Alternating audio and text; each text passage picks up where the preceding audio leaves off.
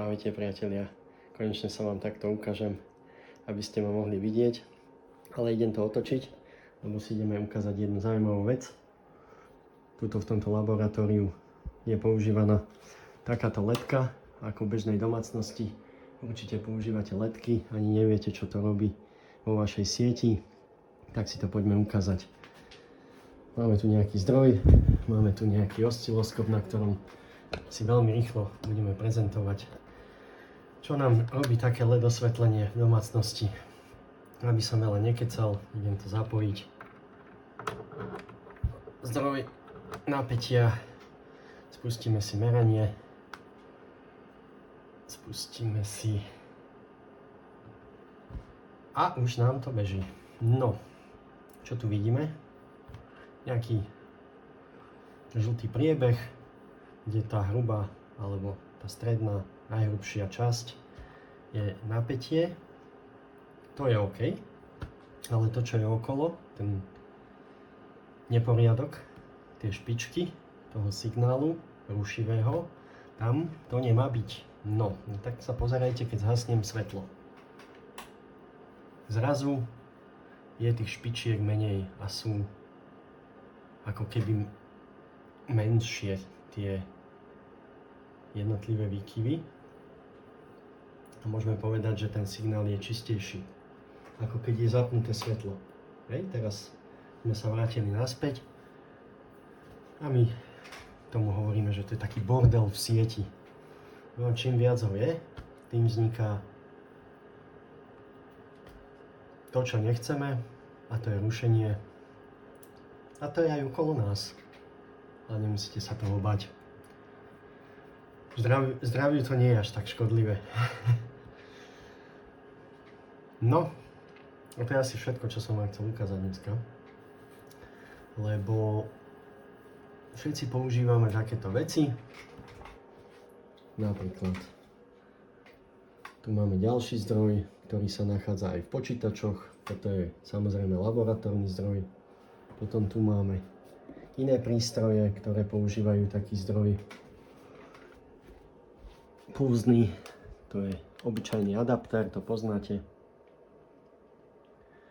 Alebo to môže byť nabíjačka na mobil, ktorá sa dnes väčšinou objavuje v takejto podobe v klasických predĺžovačkách, kde si napojíte len mobil a funguje to. No a neodporúča sa to kupovať veľmi lacné, lebo to robí v sieti takýto neporiadok. Dá sa to samozrejme odfiltrovať, ja som ho trošku schoval, tu je taký zdroj, ktorý poznáte možno, je to zdroj pre ledku a je tu zapaskovaný tak amatérsky ten zdroj, kde je aj filter, ktorý ale nevidíme. By som vám ho mohol ukázať, ale nemám ho teraz tu. Je to také pekné zariadenie, počkajte. Tuto sa možno nájde niečo. Tak toto sú staré moje veci, ktoré som ešte ako žiak vypracovával na škole.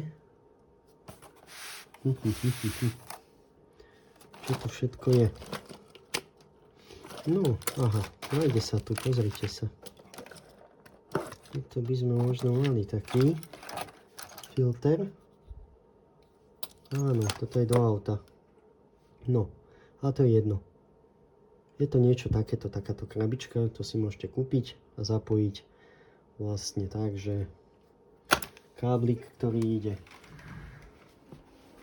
ide zo zásuvky. Hej, takýto bežný. Tento k lampe. Tak ho predstrihnete. Dáte tam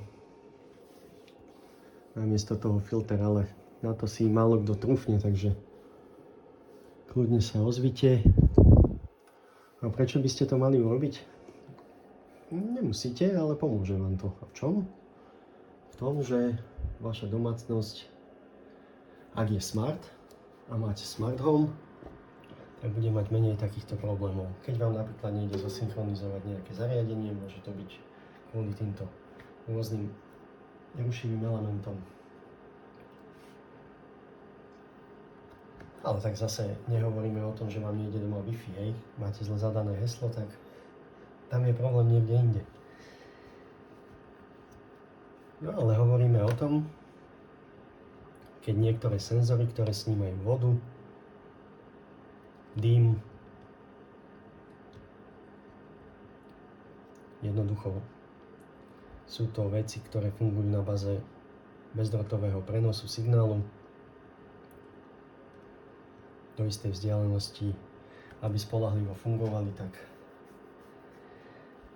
by mali mať to prostredie čisté.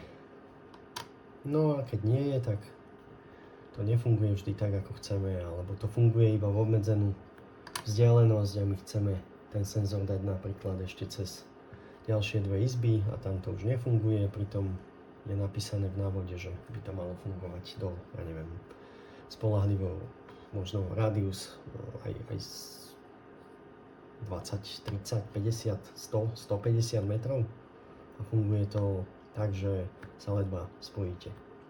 No. Takže toto som chcel povedať.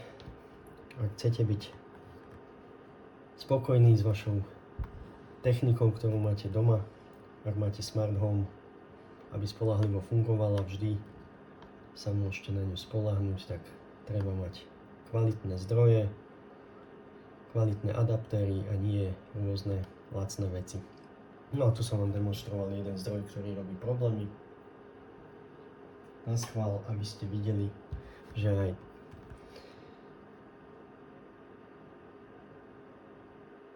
takéto niečo môže spôsobovať problém. To je asi všetko a majte sa pekne.